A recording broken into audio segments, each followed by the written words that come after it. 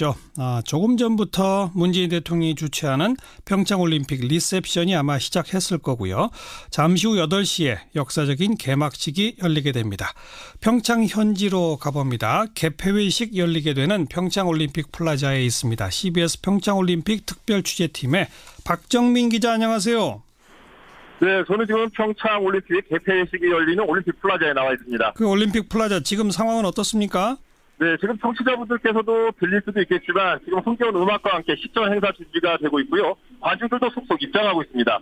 주변에는 만일의 사태에 대비한 경찰들의 순찰과 보안 검색 활동도 강화되고 있습니다. 그럼 너 날씨 걱정 많이 했는데 많이 춥진 않습니까?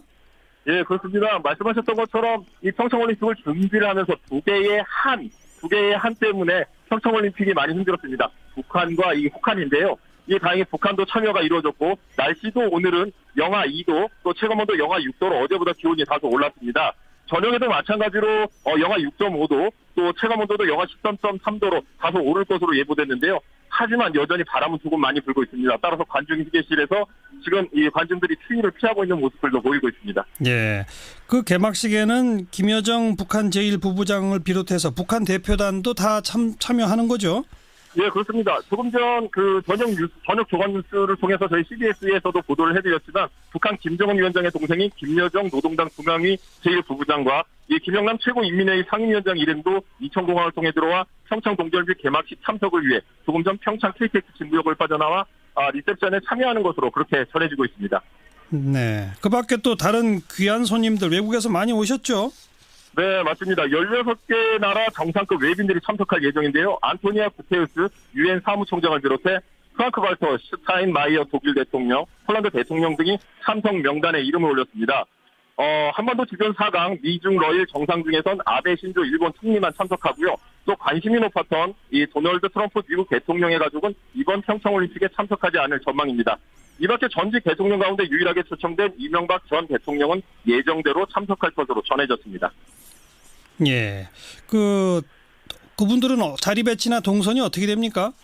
네, 통상적으로 G20 등 국제회의에서의 의전 서열은 국가 원수에 이어 행정수반, 국제기구 수장 등의 순이고 같은 직책에서는 재임 기간에 긴 순서대로 자리 배치와 동선이 정해집니다. 하지만 의전 서열은 국익에 따라 정치적 판단을 할 수도 있고 또 국가별 역학관계를 고려해 특별히 배려될 수 있다는 점이 변수인데요. 역사는 결국 사진 한 장으로 남는다는 말이 있듯이 오늘 평창올림픽 개막식에서 이들의 한 장면을 주목해야 하는 이유기도 합니다. 네, 누가 누구 옆에 있는지 이런 거 하나하나가 다 화제거리가 되겠죠. 지금부터 이제 개막식은 어떻게 진행이 되는 겁니까? 네, 3만 5천석 규모의 평창올림픽 플라자에서 열릴 개막식에서는 행동하는 평화라는 주제로 진행되는데요. 세계인과 함께 행동으로 평화를 만들어 나가겠다는 의미를 담았습니다. 네. 북한 선수단과 예술단, 응원단 등 약 500명이 한국을 방문함에 따라 이런 평화 메시지는 더욱 선명하게 전달될 것으로 예상되는데요. 메시지 평화를 전달할 주요 매개체는 역시 공연입니다. 잠시 뒤 8시 종소리와 함께 시작하는 개막식 공연에는 5명의 아이가 등장하는데요. 강원도에서는 이들은 평화를 찾기 위해 시간여행을 떠나는 내용으로 구성됩니다. 예. 또 한국의 역사와 문화를 탐방하며 우리 속에 내재된 조화와 융합 정신을 감각적으로 표현할 예정입니다. 그런 공연이 끝나고 이제 선수단이 입장하는 거죠? 네, 그렇습니다. 각국 선수단이 이 한국 순으로 입증하게 되는데요. 92개의 참가국 가운데 남북한 선수단 190여 명은 마지막 순서로 한반도기를 앞세워 개막식장에 들어섭니다. 이 35명의 남북 여자 아이스하키 단일팀도 전원 참석할 것으로 알려졌는데요. 남북 공동 입장은 2000년 시드니 하계올림픽 이후 10번째이자 2007년 창춘 동계아시안게임 이래 11년 만에 이루어지게 됐습니다. 선수단 본진 맨 앞에서는 지수도 남북이 공동으로 맡게 됩니다. 네. 그리고 이 남북 공동 입장에 대해서는 국제적인 관심도 대단히 높죠?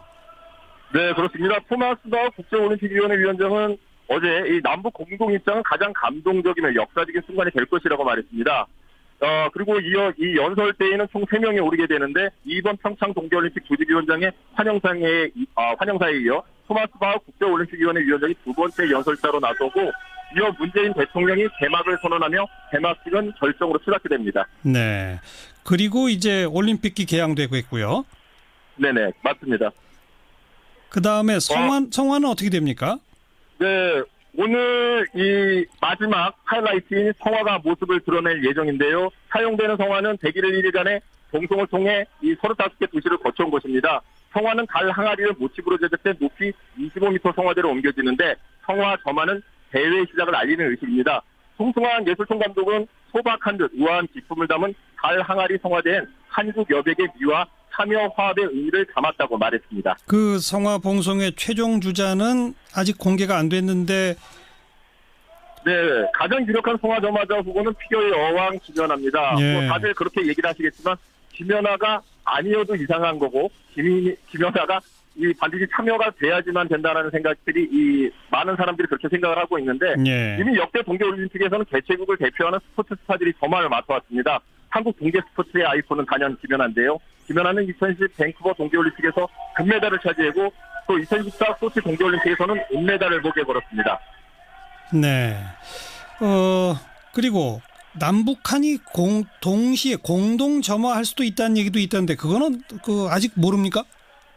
네, 뭐 잘 아시겠지만 대회식의 하이라이트가 이 성화 마지막 성화 주자가 누구냐 이런 얘기인데 많이 누군지 알려졌어도 이게 이제 문제가 되는 거지만 김연아가 이 단독 점화가 아닌 북한의 이 북한 선수들 중에 한 명이 공동 점화를 할 수 있다는 가능성도 제기되고 있는데 특히 많이 보도가 됐던 것처럼 염대혁 선수도 그 중에 한 명으로 거론되고 있습니다. 네, 그럼 뭐 마지막까지 지켜봐야 되겠네요. 수고하셨습니다.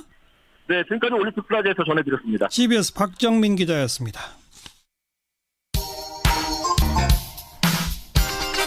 오늘 평창에는 외국 귀빈들 또 북한 손님뿐 아니라 우리 정치인들도 많이 가 있습니다. 이 대통령이 주최하는 리셉션에 참석하고 또 올림픽 개막식까지 함께하게 되는데요. 현장에 가 있는 바른정당의 오신환 원내대표를 연결해 봅니다. 안녕하세요. 네, 안녕하세요. 네, 지금 평창 정확히 어디 계신 거예요? 지금 이제 리셉션을 하기 위한 그 장소가 있습니다. 전체 몇 명 정도가 지금 거기 있는 거예요, 그러면? 제가 얼핏 보기에는 뭐 한 100여 분 정도 이상 있는 것 같습니다. 네. 마이크 펜스 미 부통령, 일본의 아베 총리, 북한의 김영남 상임위원장 다 보이시죠? 네네. 네. 오신환 대표뿐 아니라 이 여야 정당의 주요 인사들도 다들 거기 계십니까? 네, 현재 그렇습니다. 예. 네. 그리고 이제 개막식까지 함께 하시게 되는 거죠? 네, 이 리셉션이 끝나고요. 예. 7시에 이동해서 예. 8시에 개막식 장소로 가게 됩니다. 네. 오신환 원내대표는 개막식용으로 든든하게 입고 가셨나요? 생각보다 오늘 날씨가 좀 덜 추운데요. 예. 너무 다행스럽게 생각하고요. 예, 또 든든하게 옷도 챙겨왔습니다. 예. 예. 자, 지금 미국과 일본 그리고 북한 이 주요국의 정상급 인사들이 와서 함께 하는 것은 좋은데 다들 생각이 속내가 다 좀 다른 것 같죠? 네, 그렇습니다. 어떻게 다들 각국의 생각하세요? 입장들이 다르기 때문에 예. 미국의 입장에서는 역시 유엔과 함께 지금 북핵 미사일이 현존하고 있는 상황에서 평창올림픽을 통한 북한의 체제 선전이나 유엔 각 세계의 제재에 대해서 조롱하는 듯한 뭐 그런 것들에 대한 경계를 할 수밖에 없는 상황인 것 같고요. 예. 일본의 입장에서는 아무래도 이제 정상회담이 조금 전에 있지 않았습니까? 예. 그 속에서 한일 위안부 협상 관련한 내용들에 대해서 아마 아베 수상께서 출국 전에 그 부분에 대한 언급이 있었던 걸로 알고 있는데요. 예. 그래서 뭐 올림픽은 뭐 세계인들의 스포츠 축제이니만큼 다소 정치적인 문제는 조금 뒤로 하고 축제를 즐기는 것이 더 바람직하지 않을까 이렇게 생각합니다. 네. 조금 더 구체적으로 미국의 펜스 부통령이 천안함 방문하고 탈북자를 만나고 평창으로 왔단 말이에요. 네네. 물론 미국 입장이 있긴 하지만 어떤 의미에서는 남이 벌인 잔치판에 와서 너무 자기네 하고 싶은 그 행보만 하는 거 아니냐라는 비판도 있는데 어떻게 생각하세요? 미국의 입장에서는 지금 사실은 한미 동맹을 근간으로 해서 북핵 미사일을 문제를 해결하는 것이 가장 중요한 시급한 문제라고 볼 수 있거든요. 예. 근데 올림픽이 다소 북한의 참가로 인해서 정치적인 이슈로 좀 번진 부분들이 있습니다. 그렇기 때문에 그것을 경계하면서 특히 올림픽 이후에 벌어질 수 있는 상황들에 대해서 사전에 좀 다지는 그런 입장이 아닌가 저는 이렇게 보고 있습니다. 아니 펜스 부통령이 탈북자 만나고 천안함 관계 오히려 올림픽을 정치화시키는 거 아닌가요? 물론 그렇죠. 근데 이제 그 이전의 상황들이 이미 정치화 되어 있기 때문에 예, 그런 부분들에 대해서 미국은 경계할 수밖에 없고 예, 그걸 통해서 이후의 문제점들에 대해서도 발생할 수 있는, 예를 들어서 한미 군사 연합 훈련들을 재개할 때 그건 이제 정부와 북한의 요구들이 또 다를 수 있지 않습니까? 예. 그리고 또 북핵 미사일 실험이 또 다시 벌어진다면 이런 여러 가지 부분들에 대해서 미국은 고려할 수밖에 없을 것이다, 이렇게 보고 있는 것이죠. 예. 그리고 조금 아까 오신환 원내대표도 언급을 하신 바 있습니다만, 특히 아베 총리의 경우 평창 올림픽 축하하러 와서 위안부 문제 얘기하는 거, 그건 좀 예의에 어긋나는 거 아닐까요? 그럴 수 있다고 봅니다. 그 부분은 사실은 뭐 우리가 그 현안을 놓고 지금 정상회담 하기 위해서 만나는 것이 아니니까. 그 외교적 문제이긴 하나, 사실은 그 문제가 만약에 거론이 된다면 정부는 그 입장을 좀 명확하게 할 필요가 있습니다. 정부가 지금 애매한 태도를 보이고 있는 것도 사실은 국민들로서는 불만이 있거든요. 만약 언급이 있다면 정부의 입장을 분명히 밝혀주기 바랍니다. 일본을 향해서 우리 정부의 입장을 확실히 밝혀라. 네네. 그 말씀이군요. 자, 자유한국당 같은 경우는 지금 평양올림픽, 뭐 홍준표 대표도 지금 그 옆에 아마 같이 계실 텐데, SNS에. 홍준표 대표는 리셉션에 참석하지 않았습니다. 아, 참석 안 합니까? 네네. 개막식에 온다고 합니다. 개막식에만. 네네. 근데 뭐 SNS에 평양올림픽으로 둔갑한 평창 동계올림픽 개막식에 참석하지만 마음이 착잡하다, 이렇게 했어요. 개막식에는 참석하는데요. 이 리셉션에는 참석하지 않는 것으로 정한 것 같습니다. 그처럼 뭐 정부는 이걸 평화올림픽으로 만들자라는 생각이고, 자유한국당은 자꾸만 평양올림픽 그러는데, 바른정당의 생각은 어떠세요?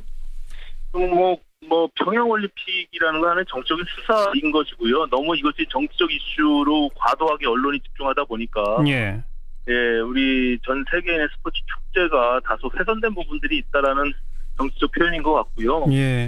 우리는 뭐 정치적인 정쟁을 좀 뛰어넘어서 대화의 물꼬는 뭐 환영할 만하지만, 또 그 이후에 벌어질 수 있는 안보 상황에 대해서도 우리가 만반의 준비를 다하는 것이 바람직하다, 이렇게 보고 있습니다.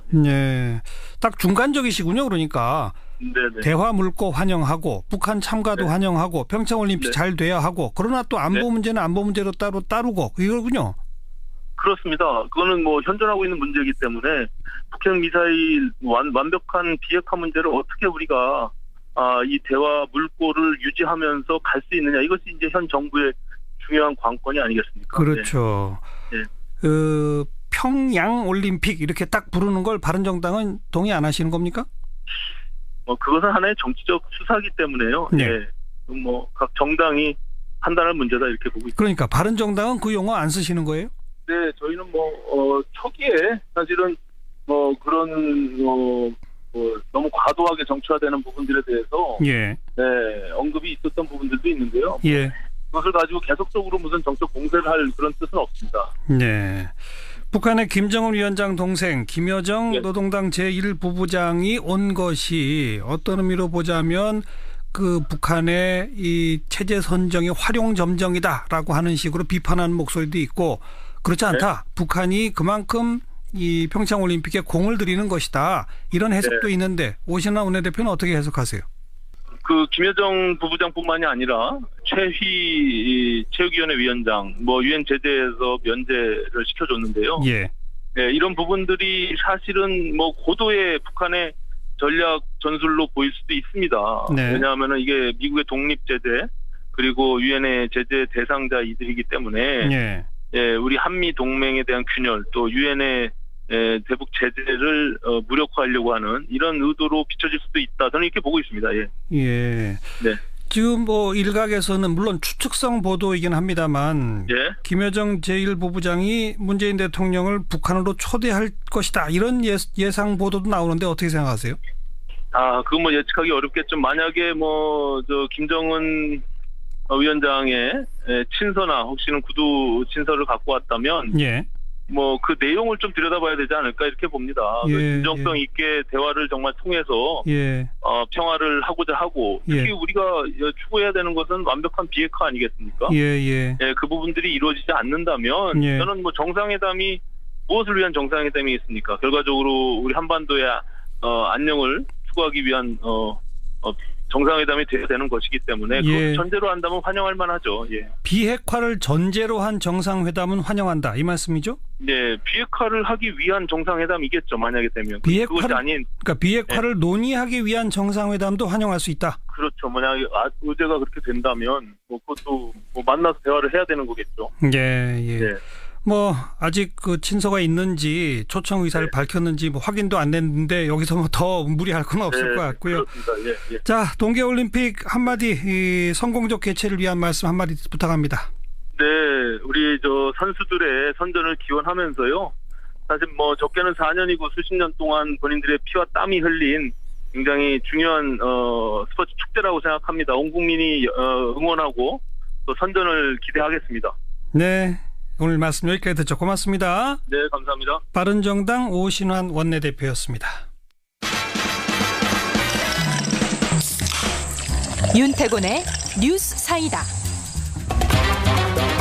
윤태곤 실장 어서 오십시오. 네, 안녕하세요. 올림픽 개막 정치권의 분위기 좀 정리해 봅시다. 예, 지난 7일에 국회에서 결의안을 채택하긴 했어요. 평창 동계올림픽 및 패럴림픽 대회의 성공적 개최 및 올림픽 정신 구현을 위한 결의안. 이게 뭐 제목 보시면 대강 짐작이 가시겠지만은 네. 뭐 정치적으로 싸우지 말자. 올림픽 기간 동안이라도 이런 거거든요. 예. 정치적 공방과 갈등 자제. 정부에도 올림픽 기간 중 정쟁적 요소가 발생하지 않도록 노력해 줄 것 촉구. 평창 올림픽이 한반도의 영구적인 평화 정착의 이정표가 될 수 있도록 정부 노력 지원.